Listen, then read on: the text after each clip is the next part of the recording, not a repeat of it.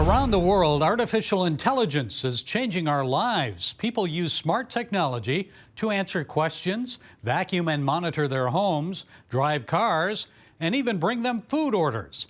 In China, the communist government uses AI to track and control the population.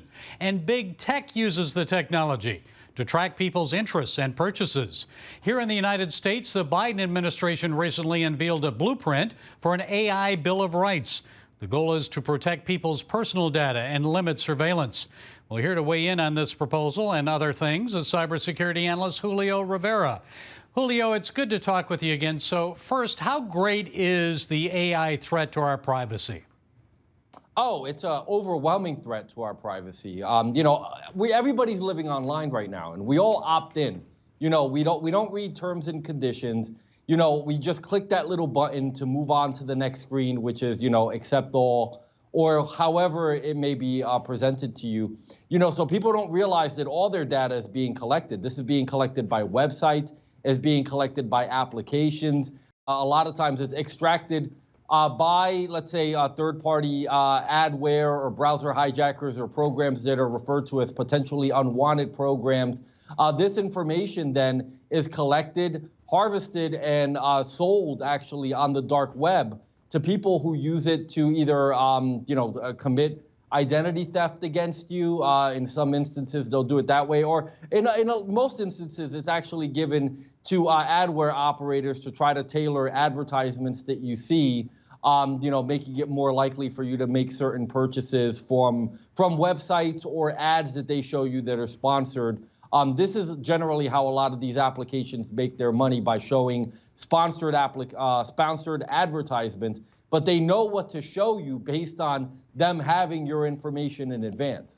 Well, let's talk a little bit about Big Brother and government. I've always wondered about Alexa. It's almost like she's hearing my conversations when suddenly out of the blue she asks questions or makes suggestions. I don't know if you've had that happen. And I also think of cameras that monitor our homes, especially inside the home. How likely is it, Julio, that someone on the other end is actually collecting data on our conversations or viewing images of our home on our cameras? Well, I really am a believer that the American government is taking a lot of this information. I still think that there's probably Fourth Amendment issues that we've seen in the past. Edward Snowden did a lot to expose things that the United States government was actually doing against the citizenry. But this supposedly this AI Bill of Rights, so to speak, that was created by the White House Office of Science and Technology Policy, has its 5 core principles, which are supposedly going to protect the citizenry, which is, these app makers that, collect information or leverage AI are supposed to provide safe and effective systems. They're supposed to prevent algorithmic discrimination, which is something that we've actually seen in the early days of, AI actually becoming more prevalent, and a more prevalent technology being used on more and more databases and applications. There was a serious case actually in the state of Pennsylvania where the Child Protective Services were using AI, and their algorithm was unfortunately disproportionately flagging people of color for wellness checks, and it was considered very intrusive. So there's some issues with that. Obviously, data privacy, which here in Europe, where I reside, we have GDPR, and the Europeans have really actually led the charge on data protection. The United States is actually catching up to that. This is addressed in the AI Bill of Rights.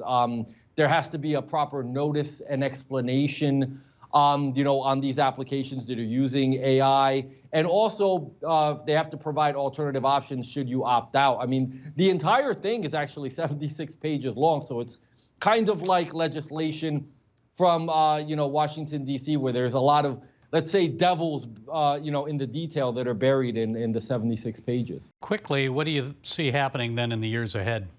You're going to have a lot of people that use this to try to gain information, whether it be on, either a professional or political opponents. There's AI is almost limitless.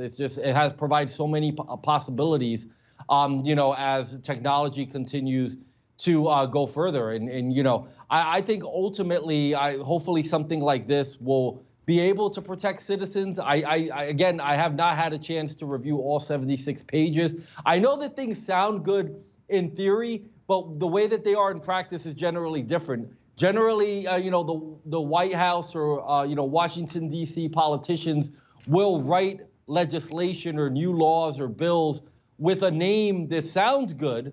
It sounds like something that the American people would want, but when you actually go into the details, there's a lot of things that people probably should be, you know, at the very least questioning. Well, they always throw a few things in there you're not aware of, and then there are loopholes, right? Cybersecurity analyst Julio Rivera, thank you so much for being with us. God bless you. Thank you so much, and God bless you, Gary.